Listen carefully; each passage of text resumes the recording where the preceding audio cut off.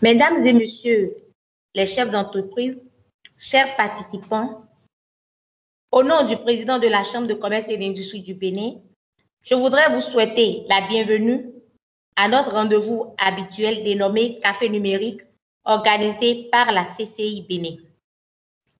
Nous sommes aujourd'hui vendredi 23 octobre 2020 et nous voilà à notre café numérique numéro 23 qui portera sur le thème AGOA et les meilleures conditions d'accès au marché américain. Promulgué depuis le 2 octobre de l'année 2000 par le président américain Bill Clinton pour une période de 15 ans et prorogé le 29 juin 2015 par le président Barack Obama jusqu'en 2025, la loi AGOA, définie en anglais Africa Growth and Opportunity Act et en français Loi sur la croissance et les opportunités en Afrique, est l'article 1er de la loi sur le commerce et le développement. Elle institutionnalise un processus pour renforcer les relations entre les États-Unis et les pays africains.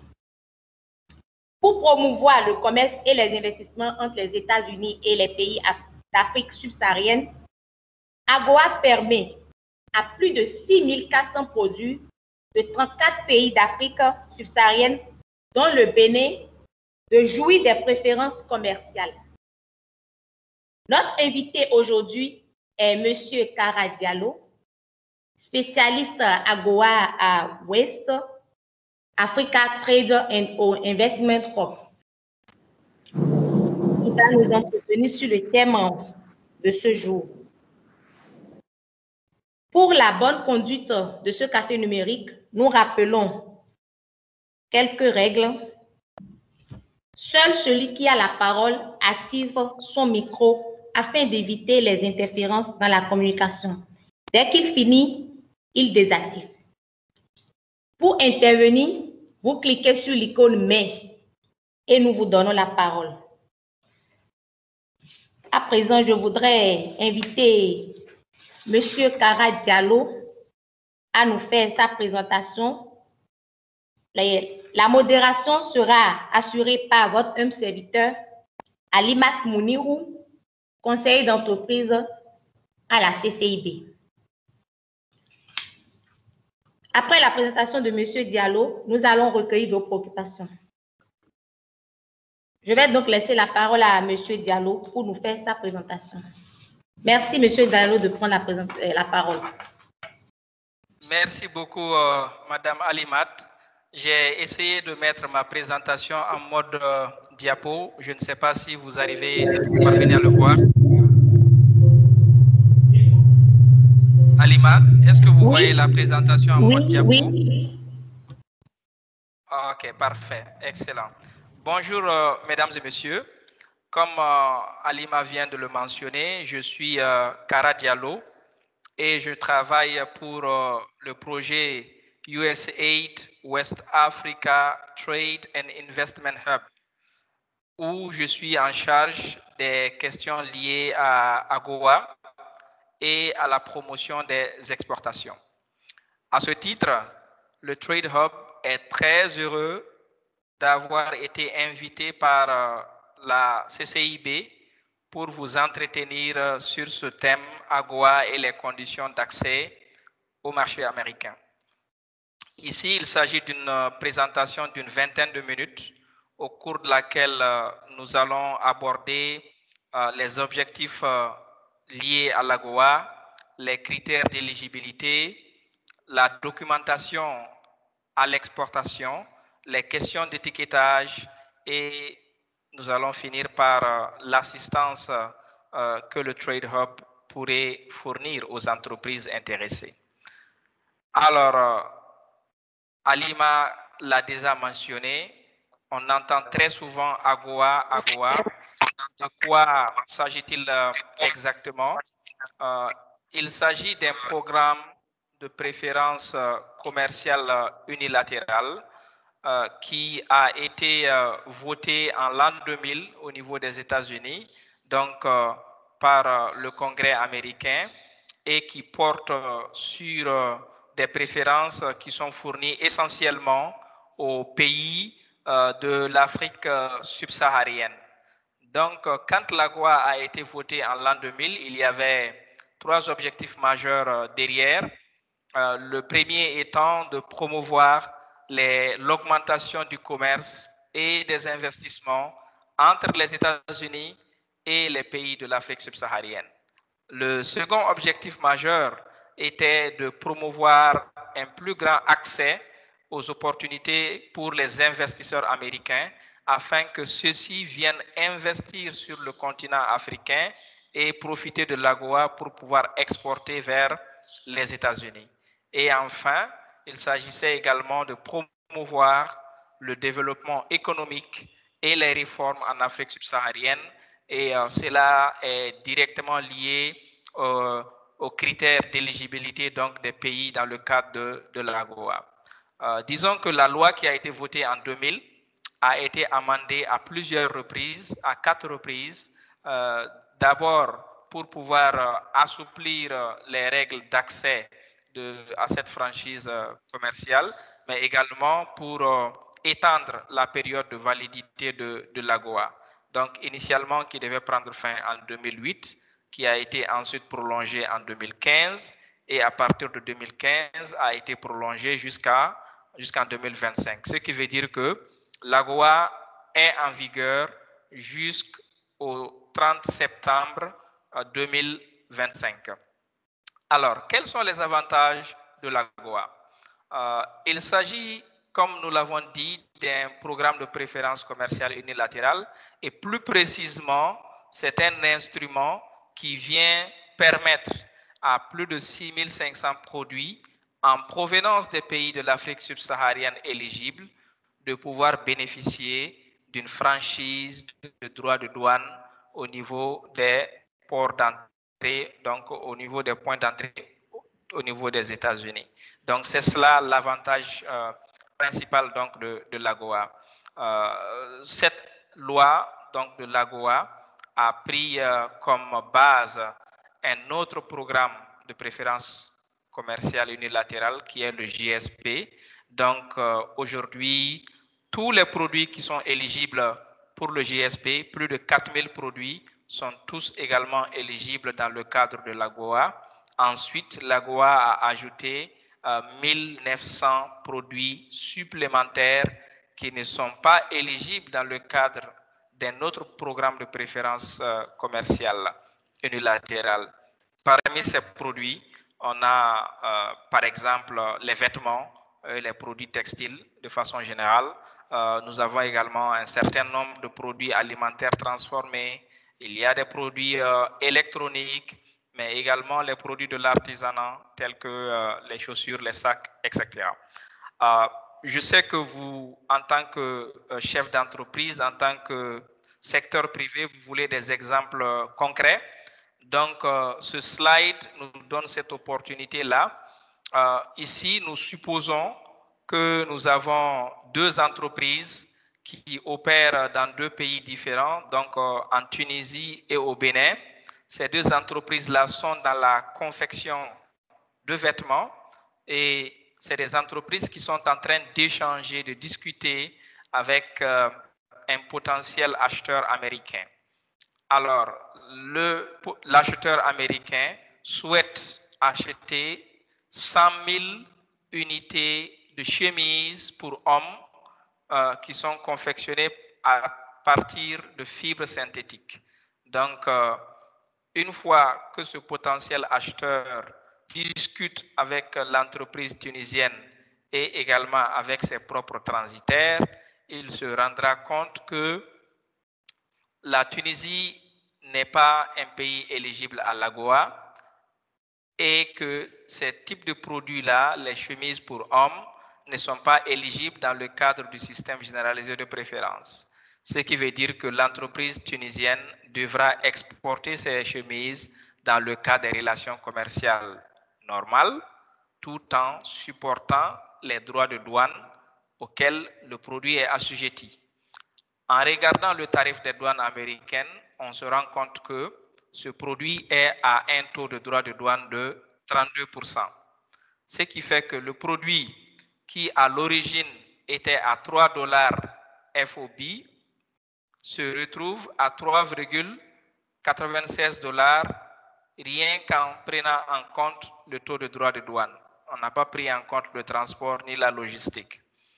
En regardant du côté de l'entreprise béninoise, le potentiel acheteur américain se rendra compte également que le Bénin est un pays qui est éligible à l'AGOA et que les chemises pour hommes dont il s'agit sont également éligibles à l'AGOA. Et une fois que la documentation AGOA est faite à partir du Bénin, le produit pourra effectivement être exporté dans le cadre de l'AGOA avec une franchise de taux de droit de douane 0%.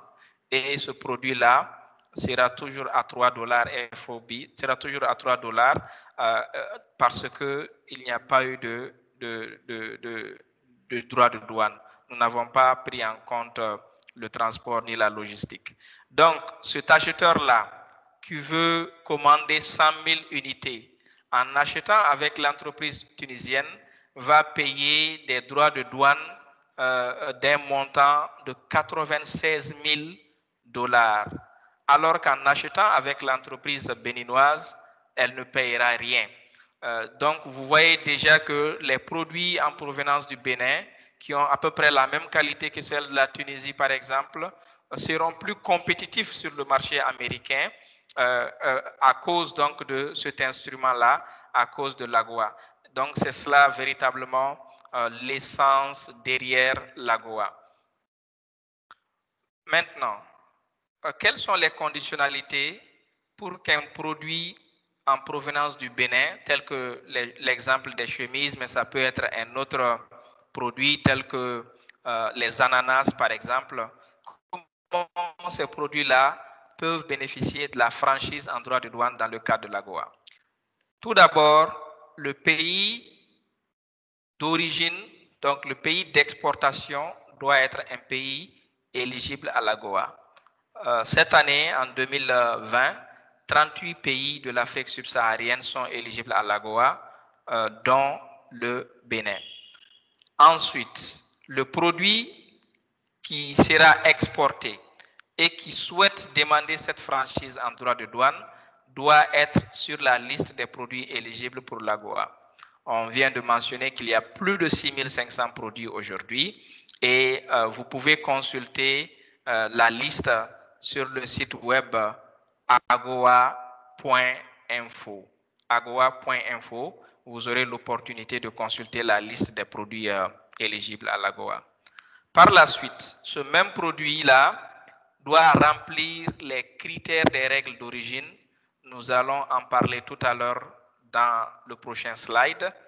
Et une fois que les règles d'origine sont respectées, le produit doit être exporté directement vers les États-Unis. Donc, du côté des États-Unis, ce sera une importation directe en provenance d'un pays éligible à l'AGOA. Ce qui signifie que les documents d'expédition, la facture commerciale, le connaissement, le BL, donc doivent porter une localité des États-Unis comme étant destination finale de la marchandise. Une fois que la marchandise arrive aux États-Unis, compte tenu du fait que les 4 premières conditions sont respectées, le pays est éligible, le produit est éligible, le produit respecte les règles d'origine et a été importé directement aux États-Unis, l'importateur ou son représentant, c'est-à-dire le transitaire, peuvent donc demander la préférence AGOA quand ils remplissent les formalités douanières et ainsi le produit pourra bénéficier de la franchise en droit de douane. Ça, ce sont des règles, des conditions pour tous les produits qui sont éligibles à l'AGOA. Cependant, pour ce qui concerne les vêtements et les produits textiles, il y a une, une condition supplémentaire du fait que ce n'est pas tout pays éligible à l'AGOA qui est éligible pour les avantages liés aux produits textiles et aux vêtements. Le pays éligible à l'AGOA doit mettre en place ce qu'on appelle un système de visa textile. afin d'encadrer l'exportation des produits textiles. L'objectif, c'est véritablement d'éviter, de prévenir tout transportement illégaux de vêtements à travers donc, les pays éligibles dans le cadre de l'AGOA. Donc, il y a à peu près aujourd'hui une vingtaine de pays qui sont éligibles pour cet instrument, à peu près 27 pays, dont le Bénin fait partie également. Ça, c'est juste une liste de quelques produits qui sont éligibles à l'AGOA et que certainement vous allez reconnaître parce qu'il existe au Bénin. La mangue séchée, le miel, le manioc, le tapioca, le moringa, tous les produits textiles, le fonio. Et les 3 derniers produits sont déjà à un taux de droit de douane de 0%, ce qui veut dire que c'est des produits qui n'ont pas besoin de l'AGOA ni du GSP. Il s'agit du sésame, les grains de sésame, les noix et les amandes de cajou et le beurre donc de karité qui rentre à un taux de droit de douane 0%. Maintenant, les règles d'origine dont on parlait tout à l'heure, parmi les conditions à remplir, il faut savoir que l'objectif de ces règles d'origine, c'est de s'assurer que le produit qui vient demander la franchise en droit de douane a du contenu véritablement d'un produit d'un pays qui est éligible à l'AGOA. Donc, on veut s'assurer que la préférence est donnée à un produit qui réellement contient quelque chose d'un pays éligible à l'AGOA. Et en la matière, il y a 2 critères fondamentaux qui sont basés sur l'origine de la matière première qui est utilisée et sur le niveau donc, de transformation du produit. Tout d'abord, nous avons le cas où la matière première est originaire du pays donc d'exportation ou est originaire de n'importe quel pays qui est éligible à l'AGOA. Donc, dans ce cadre-là, les produits sont dits donc dans le pays exportateur ou dans plusieurs pays donc exportateurs. C'est ce qu'on appelle le cumul d'origine qui est autorisé dans le cadre de l'AGOA. Ça veut dire que le Bénin étant un pays éligible, une entreprise au Bénin peut acheter de la matière première au Nigeria, au Ghana, au Togo, pour pouvoir faire son processus de transformation. Et cette matière première achetée dans un pays éligible à l'AGOA, un pays voisin, est considérée comme étant la matière d'origine du Bénin. Donc, c'est ça le cumul d'origine et cela est permis dans le cadre de l'AGOA. Ensuite, le pays, disons qu'une entreprise basée au Bénin a également l'opportunité de prendre sa matière première de n'importe quel pays au monde, à condition que 2 petites règles soient respectées. Le produit qui a été importé, la matière première, doit être substantiellement transformé de sorte qu'il puisse y avoir un changement de position tarifaire. Deuxième règle, il faut également justifier d'une valeur ajoutée de 35%.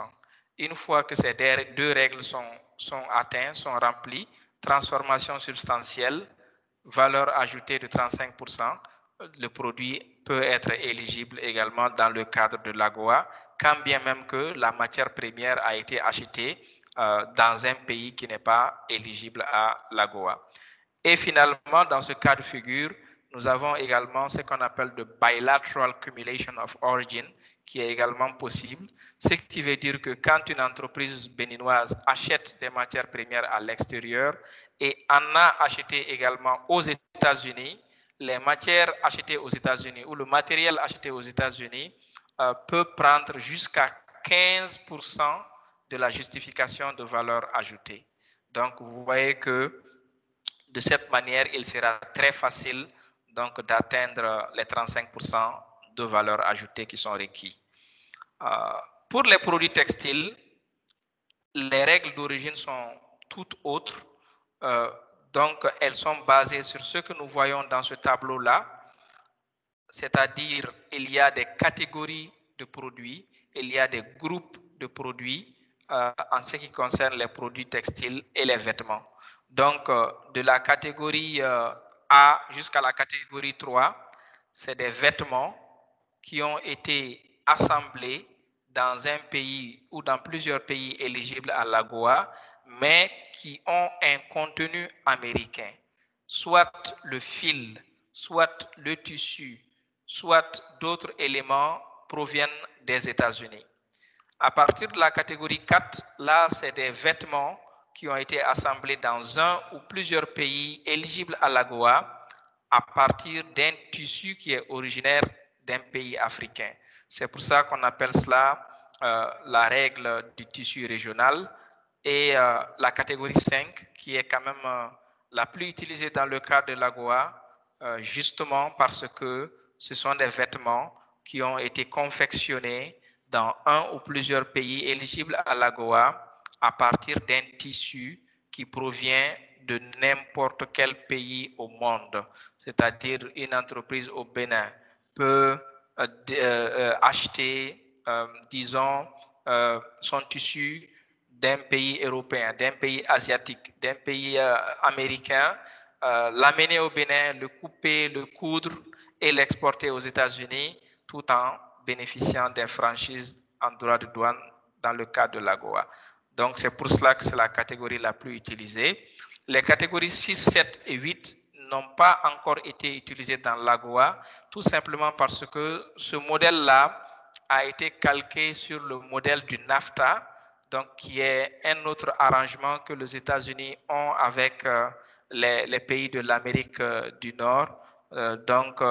La catégorie 9 est utilisée par un certain nombre de pays africains, notamment des pays du Sahel, tout simplement parce que là, ce ne sont pas uniquement que des vêtements, mais il y a d'autres produits textiles. Ça peut être des coussins, ça peut être des nappes, des jetés de table, etc., qui ont été fabriqués à la main. Donc, c'est des tissus ou bien des articles qui ont été fabriqués à la main. Donc, c'est les mêmes articles que nous allons retrouver également dans la catégorie 0J. Donc, pour ceux qui sont familiers avec le tarif des droits de douane, c'est des produits qui sont dans les chapitres 50 jusqu'à 60 et le chapitre 63. Voilà. Donc, ça, ce sont les règles concernant les produits textiles. Maintenant, parlant rapidement de la documentation, compte tenu du fait qu'il y a une différence entre les produits textiles et les autres produits qu'on appelle les produits non textiles, on va voir cette différence-là également au cours de la documentation à l'exportation. Un certain nombre de documents sont communs aux deux catégories de produits. Il s'agit de la facture commerciale, la liste de colisage, le BL, la lettre de transport. Donc, ces documents-là seront les mêmes, quelles qu'en soient les catégories. Mais à partir du certificat d'origine, la différence se manifeste. Pour les produits textiles, le certificat d'origine textile AGOA doit être utilisé. On va voir à quoi ça ressemble. Et aussi, il y a une exigence d'avoir le visa textile AGOA. On va voir également un exemple tout à l'heure. Sinon, pour les produits non textiles, vous avez le certificat d'origine du GSP qui peut être utilisé pour tous les autres produits non textiles, qu'on appelle également le formulaire A. Également, la notice préalable du FDA, qu'on appelle le prior notice, doit être envoyée s'il s'agit des produits alimentaires. Les certificats phytosanitaires pour les produits d'origine végétale et d'autres documents peuvent être nécessaires en fonction de la nature du produit. Ainsi, nous aurons souvent des demandes pour le HACCP, les permis d'importation pour un certain nombre de produits agricoles, etc. Ça varie vraiment et dépend de la nature du produit. Donc, ça, c'est l'exemple de certificat d'origine textile. Comme on peut le voir, la première partie est assimilable à tout autre certificat d'origine, la différence étant la case numéro 4 où on demande le groupe de préférence. Et ce groupe de préférence n'est autre chose que les règles d'origine qu'on vient de voir par rapport aux produits textiles, que vous voyez ici les 10 groupes.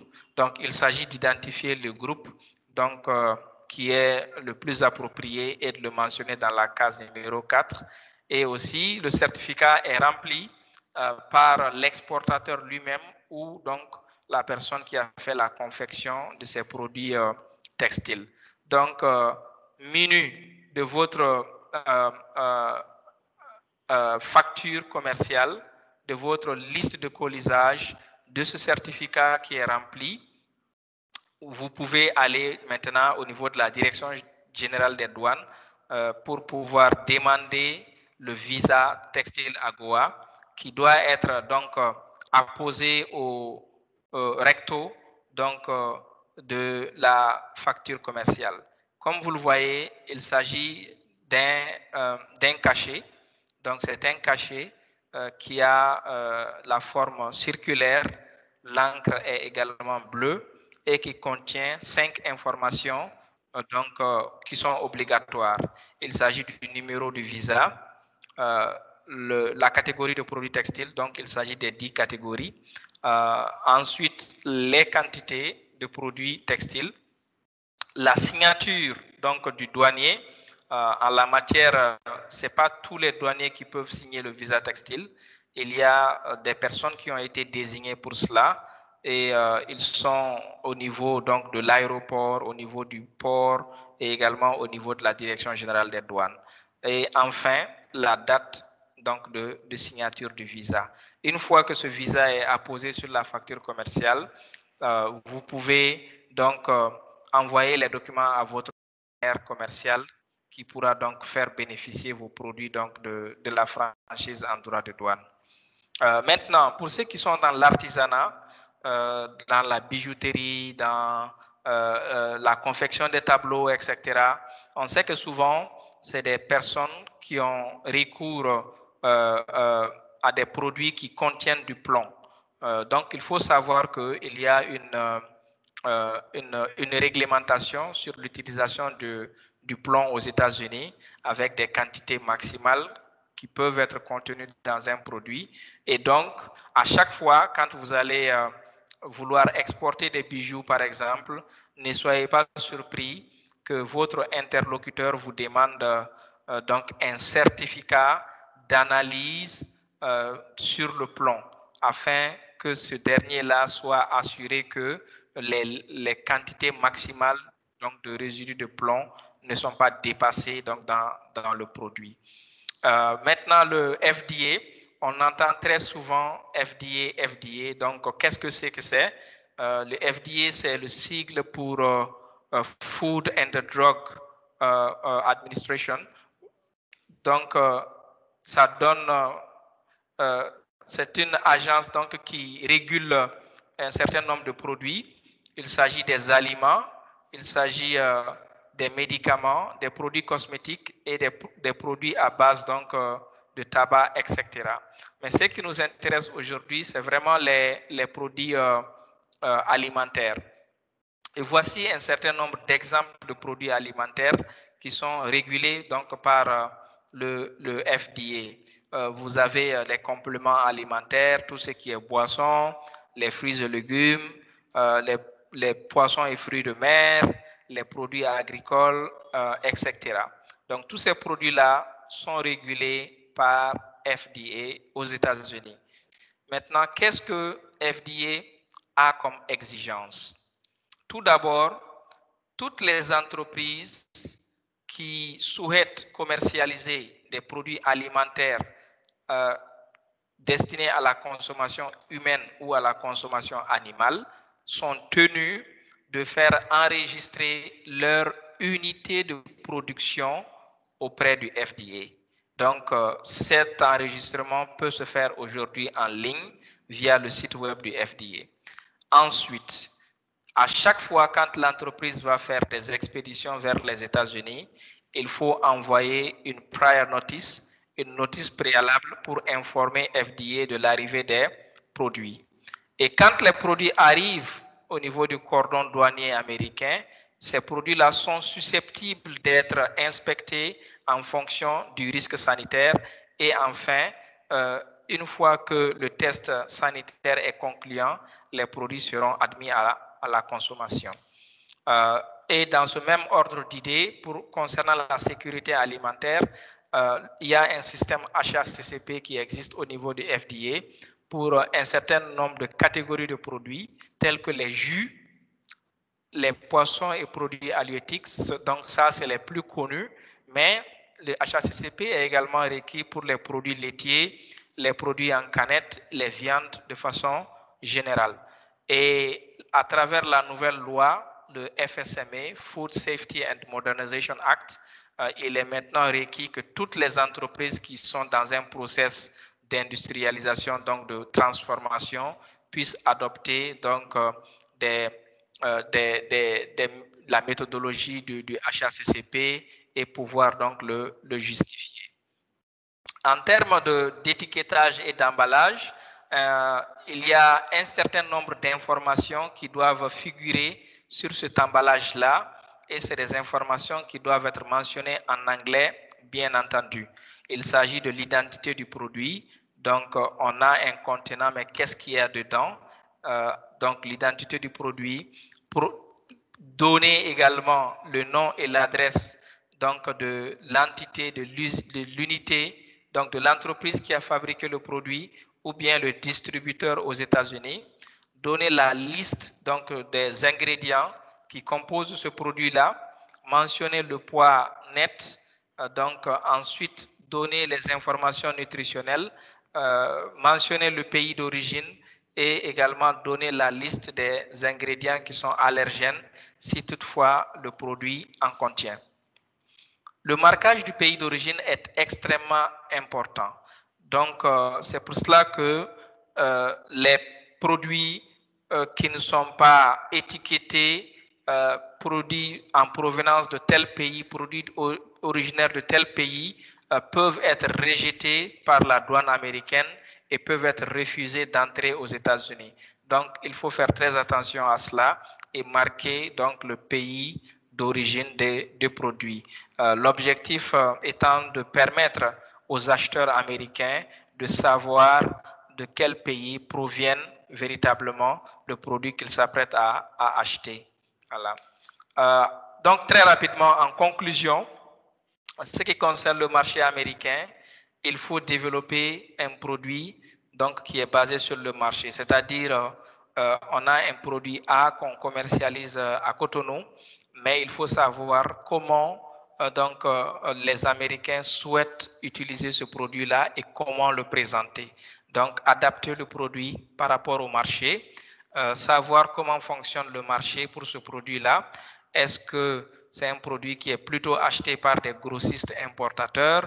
Est-ce que c'est un produit qui est vendu par les supermarchés, par les chaînes de restaurants, etc., etc.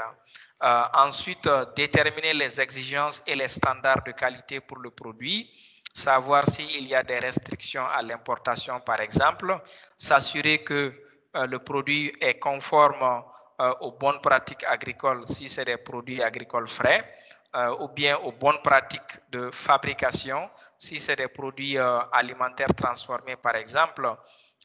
L'étiquetage, s'assurer que l'étiquetage est conforme. La stratégie de transport logistique, s'assurer qu'on a la meilleure stratégie qui permet non seulement de protéger vos produits jusqu'à l'arrivée, mais qui vous donc fournit également le meilleur prix. S'assurer qu'on maîtrise la structure des coûts de production jusqu'à venir au coût unitaire en fonction des différents incoterms. Cela peut être très utile dans le cadre donc, des négociations de contrats avec de potentiels acheteurs américains. Participer au salon et aux foires aux États-Unis à chaque fois que cela est possible. C'est vrai qu'actuellement, avec la situation du Covid, cela est quasiment impossible. Mais sachez que la plupart des grands salons américains sont faire donc des exhibitions, donc des foires, des salons virtuels. Donc, ça veut dire qu'il n'y a plus de problème de visa, pas de problème de billets d'avion. Donc, c'est des salons qui sont actuellement en ligne et qui se font de façon virtuelle. Je vous invite donc à prendre ces opportunités-là. Ensuite, contracter, par exemple, un agent commercial, un représentant peut être utile pour ceux qui veulent commercialiser leurs produits pour la première fois et qui veulent que ces produits-là soient destinés aux consommateurs directement.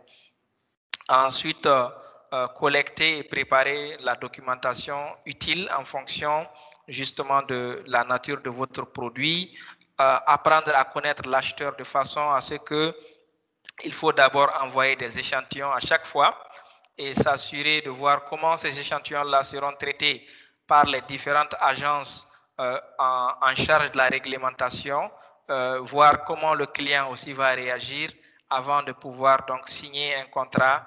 Et également, il faut rester informé des tendances du marché, des tendances des prix, des innovations, car c'est un marché qui va très rapidement et qui est changeant. Donc, pour finir, en ce qui concerne le Trade Hub, donc notre projet, nous fournissons des assistances dans le cadre de l'AGOA et cette assistance est à 3 niveaux. D'abord, au niveau des gouvernements, au niveau des pays, nous aidons les gouvernements à mettre en place le système de visa AGOA dont j'ai parlé au cours de cette présentation-là. Nous les aidons également à actualiser la liste donc, des douaniers signataires dans le cadre de visa, à renouveler leur tampon de visa avec le gouvernement américain.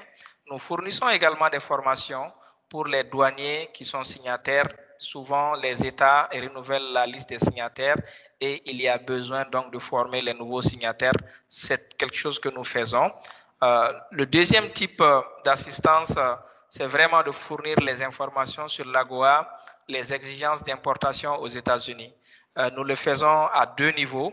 D'abord à travers le site web du projet, donc sur lequel il y a un certain nombre de guides d'information et aussi à travers ce genre donc d'activités comme les webinaires, comme les formations en présentiel, donc au travers de ces types d'activités que nous conduisons généralement avec les chambres de commerce, les agences de promotion d'exportation, les ambassades des États-Unis. Et troisième niveau d'intervention, c'est des assistances ciblées à l'endroit des entreprises. Et là, nous visons véritablement ce qu'on appelle les entreprises prêtes à l'exportation ou bien qui ne sont pas loin d'être prêtes à l'exportation. Donc, à ce niveau, nous avons les services AGOA, c'est-à-dire déterminer l'éligibilité du produit à l'AGOA, déterminer les documents qui seront nécessaires pour l'exportation, également appuyer l'entreprise à faire l'enregistrement au niveau du FDA, s'assurer que l'entreprise respecte les règles de l'étiquetage des produits et dans certains cas, une fois que toute cette étape-là est franchie, nous avons la possibilité de présenter l'entreprise à des potentiels acheteurs américains afin qu'ils puissent nouer des partenariats. Donc, ce niveau-là est vraiment réservé à des entreprises dont nous sommes sûrs qui sont très prêts, qui sont fin prêts à être présentés à ce type d'opportunité-là. Donc, voici grosso modo ce que nous faisons également au niveau du Trade Hub. Pour plus d'informations sur tout ce que je viens de dire, vous pouvez visiter les sites web suivants. Le site web de l'AGOA, agoa.info. Ensuite, le site web de la douane américaine, cbp.gov, le fda.gov pour tout ce qui concerne le FDA. Et finalement, le dernier site web, c'est le site web du West Africa Trade and Investment Hub, donc de notre projet, sur lequel vous pouvez avoir des informations, non seulement sur l'AGOA, mais également sur d'autres opportunités donc de co-investissement ou bien de financement donc de vos projets. Sur ce, je vous remercie pour votre aimable attention et je me mets à votre disposition si vous avez d'éventuelles questions. Je vous remercie. Alima, vous avez la parole. Merci, Monsieur Diallo, pour votre présentation. C'est une présentation vraiment claire à notre niveau. Monsieur Diallo a rappelé qu'aujourd'hui, 6500 produits sont éligibles à AGOA et 38 pays africains d'Afrique subsaharienne sont éligibles également à la loi AGOA. Chers participants, je vous invite à poser vos préoccupations. Je rappelle que seul celui qui a la parole active son micro. Vous pouvez également nous envoyer vos préoccupations par le chat. Merci. Monsieur Francis José Simbo, merci de vous présenter. Vous avez la parole. Ok, merci Madame Monirou, et merci beaucoup au présentateur, M. Kara. Moi, c'est Francis José Simbo, je suis économiste de développement. Et vraiment, merci pour cette opportunité que vous nous offrez pour comprendre un peu davantage sur AGOA.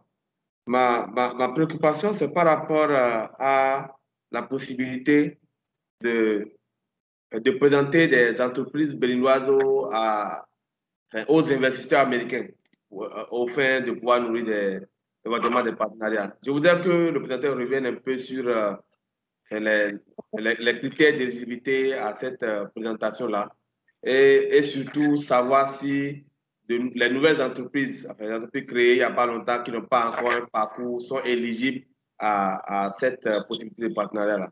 Merci.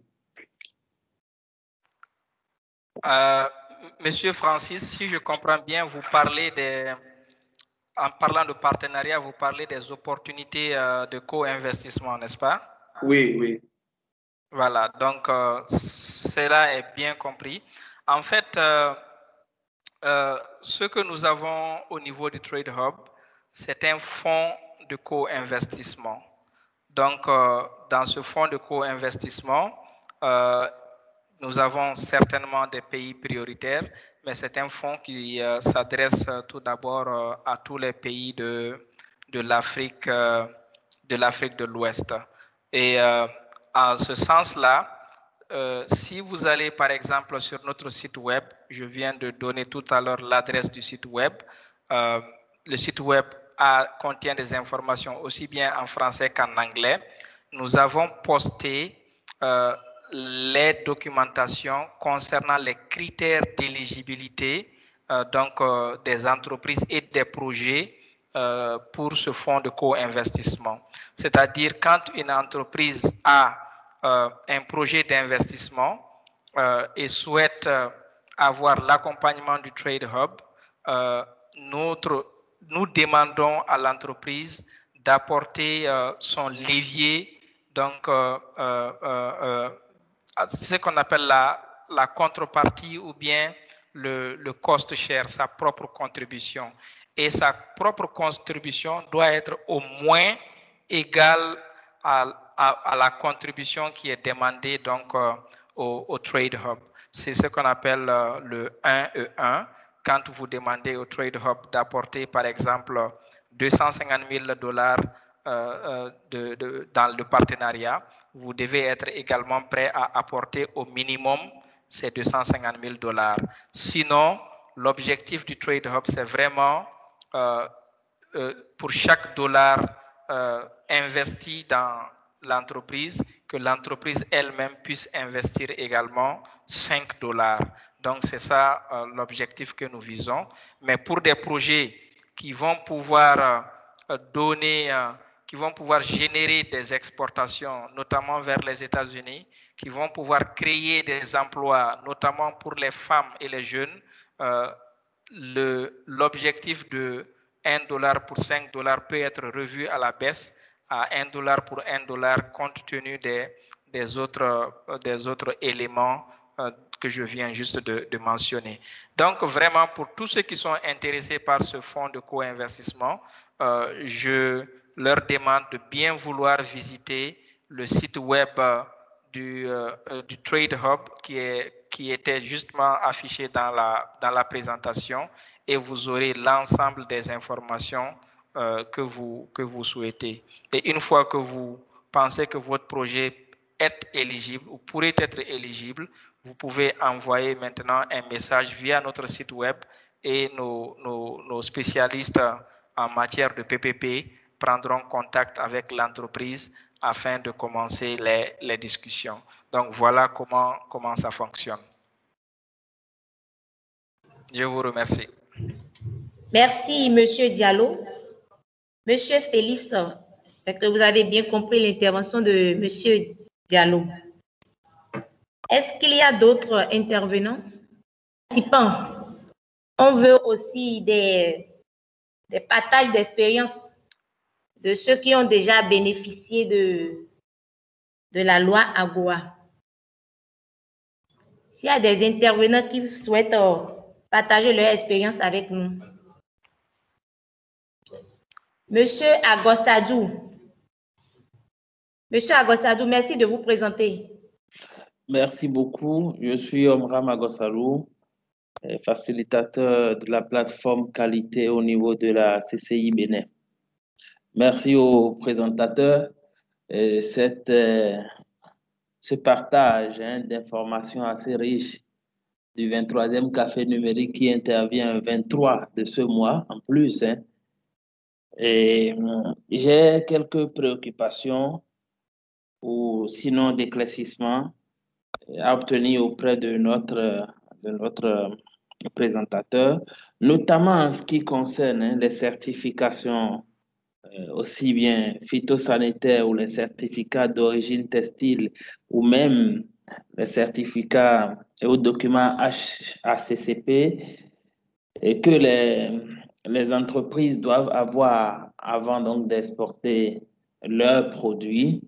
La démarche en ce qui concerne l'obtention de ces documents, est-ce qu'au niveau du FDA, c'est facilité depuis le pays qui doit donc exporter ces produits jusqu'au pays destinataire?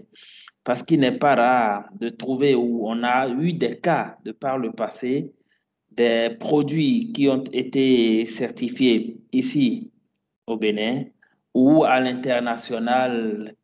Il est porté beaucoup de restrictions comme quoi ça ne respecte pas ces normes internationales.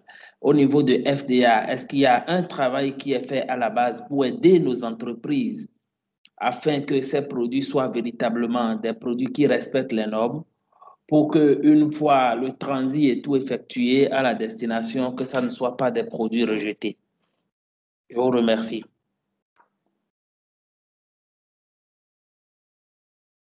Ok, merci beaucoup, Monsieur Agossadou, pour cette question très intéressante et très pertinente.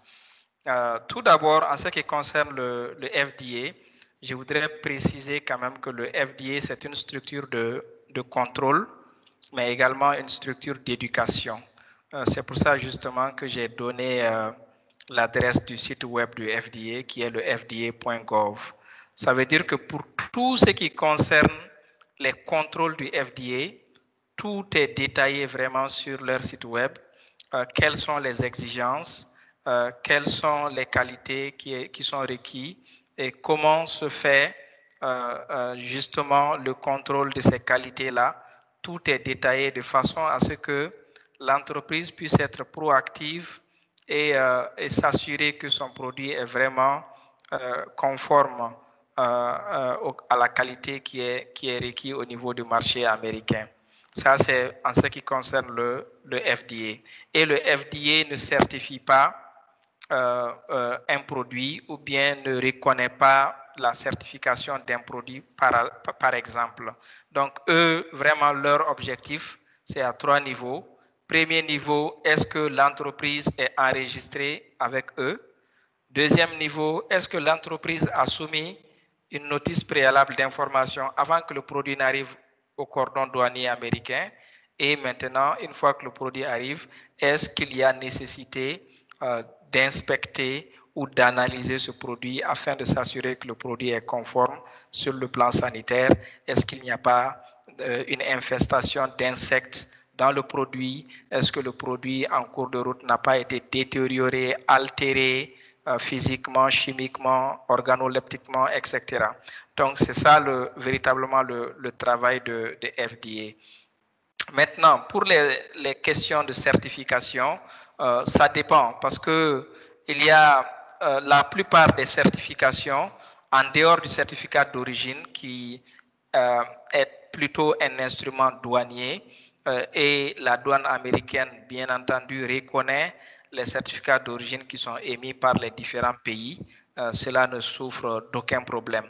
Les autres types de certificats, qui peuvent être des certificats de qualité, des certificats sur les questions de marché, tels que le certificat équitable et autres, vraiment dépendent très souvent du client. Et en la matière, on sait que les clients préfèrent des certificats qui ont été donnés, qui ont été faits avec des organismes internationaux qui sont reconnus, réputés et qui sont également disponibles aux États-Unis. De telle façon, de telle manière à ce que le potentiel acheteur aux États-Unis puisse vérifier auprès de ces structures internationales-là la véracité donc, du certificat qui est présenté par l'entreprise exportatrice. Donc, pour résumer, avoir un certificat de qualité ne va pas, disons, ne va pas faire en sorte que le produit ne soit pas inspecté à l'arrivée aux États-Unis. Voilà, donc c'est deux choses totalement différentes. Je peux avoir un certificat de qualité pour mes produits, mais il est possible également que mes produits peuvent être altérés avant qu'ils n'arrivent aux États-Unis, compte tenu de beaucoup de facteurs. Donc c'est pour cela que le FDA ne regarde vraiment pas les certificats de qualité. Eux, ils vont justement travailler sur le produit même, faire l'inspection physique et si besoin est demander en fonction du type de produit, demander à ce que l'entreprise fournisse donc les éléments concernant le HACCP. Donc j'ai cité par exemple les jus, les poissons et fruits de mer qui doivent nécessairement avoir une certification pour le HACCP. Mais en dehors de ça, le FDA ne regarde vraiment pas les autres types de certificats que l'entreprise pourrait avoir. Voilà. J'espère que j'ai pu répondre à votre question, Monsieur Agosadou. Parfait, très bien, merci. Oui. Ok, excellent. Merci, Monsieur Diallo, pour votre réponse. Est-ce qu'il y a d'autres intervenants? Alors, moi, si vous n'avez pas de questions, moi, j'ai une question très rapidement. Est-ce qu'il y a parmi les participants, est-ce qu'il y a une entreprise qui est actuellement en discussion avec de potentiels acheteurs américains? Est-ce qu'il y a une entreprise parmi les participants qui est en discussion avec un potentiel acheteur américain? Si c'est le cas, je vous prie de bien vouloir lever la main, s'il vous plaît. Chers participants, Monsieur Diallo souhaite savoir s'il y a parmi les participants une entreprise qui est déjà en discussion avec les États-Unis, avec un partenaire potentiel aux États-Unis. Monsieur Kid Malik, c'est pour répondre à la question de Monsieur Diallo? Ah, il a levé la main. Allô? Non, c'est pour... non, d'accord. Mais je vous laisse poser une question, si c'est possible. Madame, en fait, justement, je voulais poser une question relative à la question de M. Diallo. C'est suffisamment clair. Je suis allé sur le site. Les détails sont assez précis. Et ce que je voulais demander justement, c'est comment pouvoir identifier. Est-ce qu'il y a un mécanisme en place pour mieux identifier les potentiels acheteurs américains? Les produits qui sont demandés sont bien détaillés sur le site.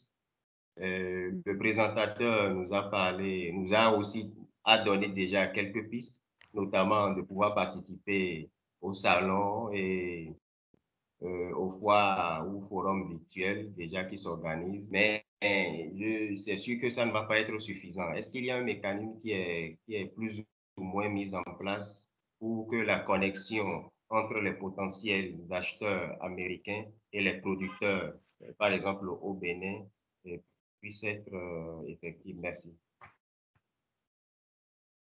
Merci beaucoup, Monsieur Malik.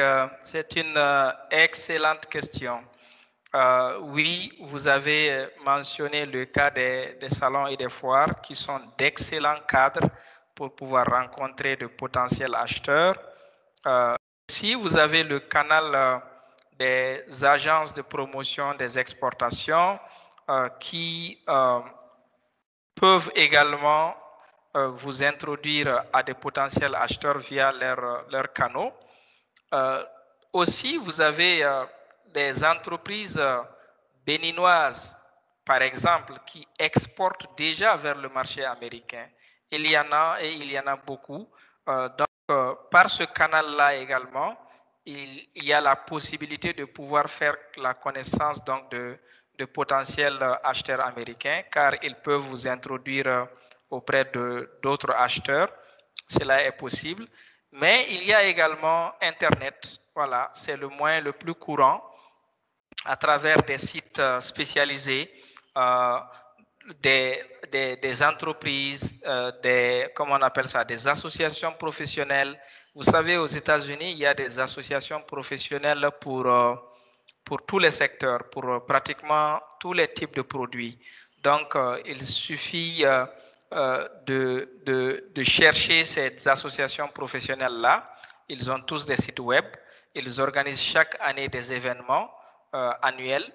Donc, en vous abonnant donc, à leur association ou bien en intégrant leur association, en étant un membre de ces associations-là, vous avez donc directement accès à la liste de tous les membres, donc à la liste de toutes ces entreprises américaines-là qui peuvent être de potentiels clients pour votre entreprise.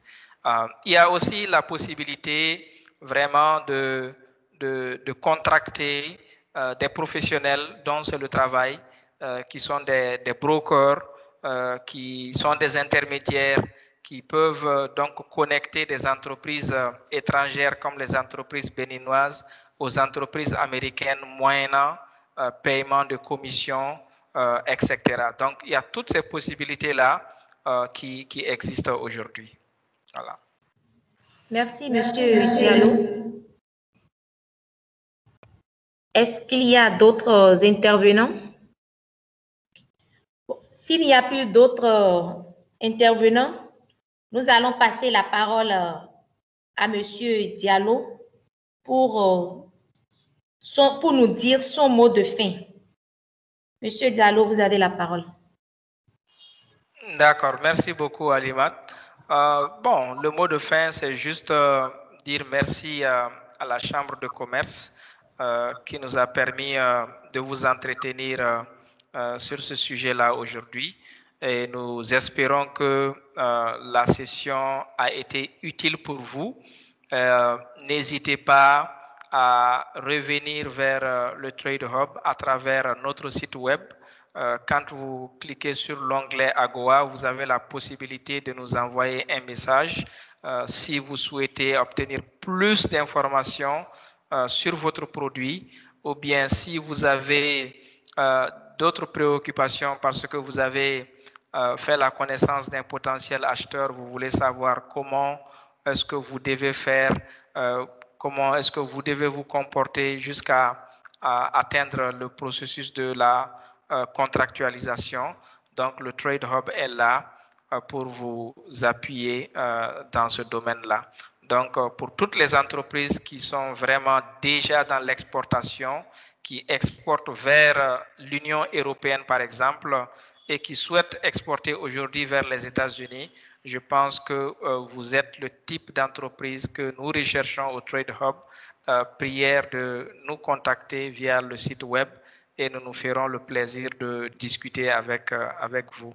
Voilà, merci beaucoup à la Chambre de commerce et nous restons disponibles. Merci. Merci, monsieur. Nous sommes au thème de ce 23e café numérique. Au nom du président de la CCIB, monsieur Arnaud Akapo, Je remercie M. Kara Diallo qui a accepté d'échanger avec le monde des affaires béninois sur AGOA et les conditions d'accès au marché américain. Je le remercie pour sa présentation très claire. Je remercie également tous les intervenants, les participants de ce café numérique. Un coucou spécial aux participants fidèles à ce café numérique. Je les invite à prendre le prochain rendez-vous pour le vendredi prochain. Merci et très bonne journée à chacun de vous. Merci.